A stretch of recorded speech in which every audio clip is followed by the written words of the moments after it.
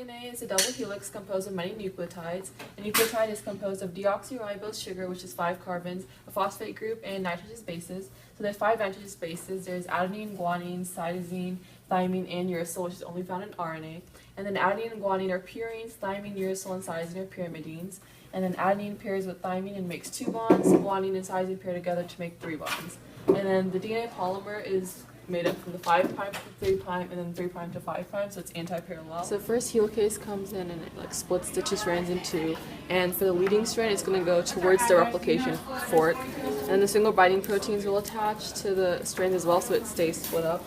And then we have primase come in first, and then it will add in RNA primers, and so G will pair with C, and then A will pair with T, and then usually the DNA or the RNA will be like 5 to 10 nucleotides long, but for the model we're only going to do 2.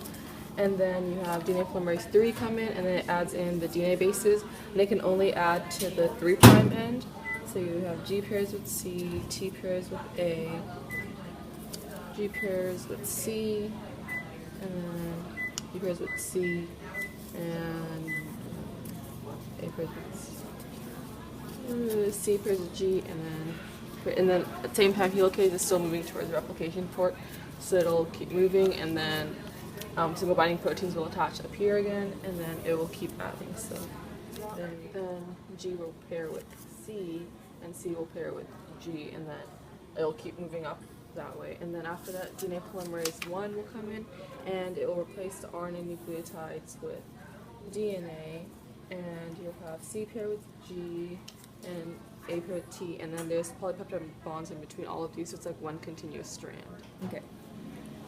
Okay, so helicase will split the 2 strands of DNA open, and the single-stranded binding proteins bind to keep the fragments open, and then the lagging strand will go away from the replication fork, and primase comes in to add RNA primers first before adding the DNA primers. So it will code G to pair with C and A to pair with T for the first 2 RNA primers. And then DNA polymerase 3 comes in to add nucleotides to the remaining. So G will pair with C, T will pair with A, and C will pair with G. And then after this happens, helicase is continuing to open up the strand, and as it moves up, as helicase continues to open up the 2 strands, primase adds back on, and we'll start adding RNA primers. So G pairs with C, and A pairs with T, and it's still going away from the replication fork. And then DNA polymerase 3 comes back in to add nucleotides. So G will pair with C, T will pair with A, and C will pair with G. So then after these 2 fragments are created, DNA polymerase 1 comes in to put in the nucleotides in place of the RNA bases. So each one of these strands with the 2 RNA and then the 3 nucleotides are called Okazaki fragments, and they all have a polypeptide bond between them besides the break between the 2 fragments. So between these 2 there's not a polypeptide bond. So now DNA polymerase 1 comes in and gets rid of the RNA bases and puts DNA. So C will pair with G, and A will pair with T, and then it will move down here, and G will pair with C, and A will pair with T.